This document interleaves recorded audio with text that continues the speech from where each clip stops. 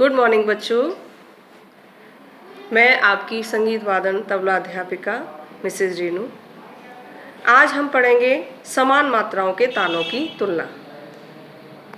समान मात्राओं के तालों की तुलना का जो टॉपिक है, जितनी भी समान मात्राओं के तालों का मतलब है जिनकी मात्रा संख्या समान होती है, तो उनकी तुलना हम कैसे करेंगे। तो सबसे पहले तो मैं एक ताल और चार ताल के माध्यम से आपको ये तुलना समझा रही हूँ।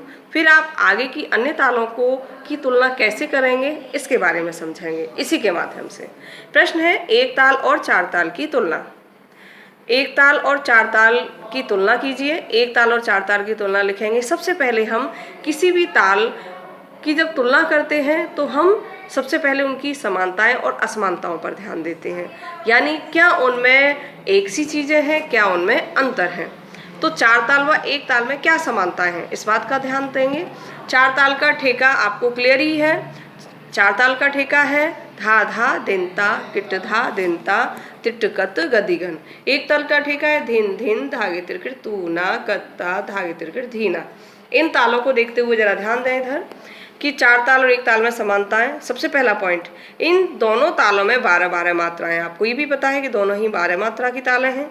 चौताल अर्थात चार ताल को ही चौताल कहते हैं। चौताल तथा एक ताल दोनों में 6 विभाग होते हैं।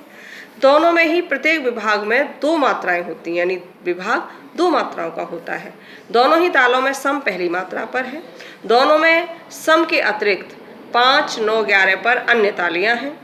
चौताल तथा एक ताल दोनों में 3 तथा 7 पर खाली होती है। इस प्रकार दोनों तालों में 4 तालियां तथा 2 खाली के स्थान हैं, यानी इसमें 4 तालियां होती हैं और 2 खाली होती हैं।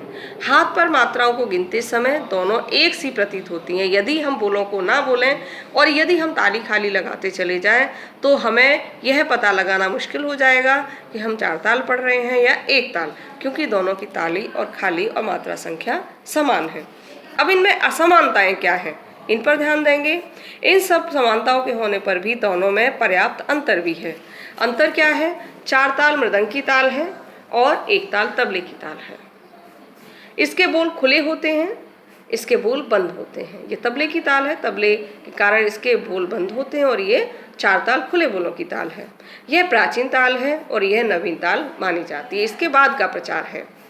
इसके बोल लव और शाही पर पूरे पंजे से निकाले जाते हैं, और एक ताल के बोल चांटी और शाही पर उंगलियों से बजाते हैं। यह गंभीर तथा जोरदार ताल है। यह मधुर तथा मुलायम ताल है। एक ताल मधुर तथा मुलायम है। चार ताल का प्रयोग ध्रुपद गीत के साथ होता है। मृदंग की ताल होने के कारण इसका प्रयोग ध्रुपद गीत के साथ होता है। ये प्रश्न छोटा भी आ जाता है एक अति लघु में, ऑप्शन में भी, खाली स्थान में भी, कि चार ताल का प्रयोग कौन सी गायकी के साथ होता है, तो इसका ध्यान रखें ध्रुपद गायकी के साथ। एक ताल का प्रयोग ख्याल नामक गीत के साथ होता है, और ये भी प्रश्न आता है कि ख्याल नामक गीत के साथ किस ताल का प्रयोग होता है, तो एक ताल।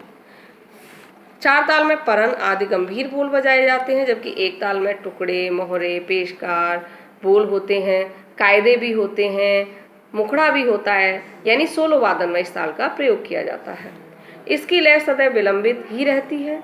यह विलंबित, मध्य और द्रुत तीनों लय प्रकारों में बजाई जाती है, यानी इसका प्रयोग मध्य में भी, द्रुत और विलंबित लय तीनों लय में इसका प्रयोग कर सकते हैं। इसका ठेका समझाएंगे। फिर इसका ठेका है धा धा दिन ता किट धा दिन ता तिट कत गदि गन।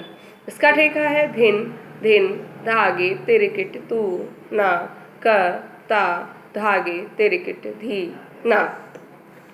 अब देखिएगा, इस प्रकार ये तालें मात्रा, विभाग आदि के अनुसार एक सी होने पर भी इनमें पर्याप्त अंतर भी है। इनका उपयोग भिन्न स्थान पर भिन्न कार्यों के लिए होता है।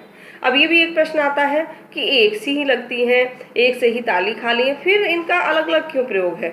तो सबसे मेन है कि इनका जो कार्य है वो दोनों का अलग अलग है। इनमें से किसी एक के स्थान पर दूसरी ताल का प्रयोग उचित नहीं है, और ना ही किया जा सकता है, और ना ही स्वाभाविक है।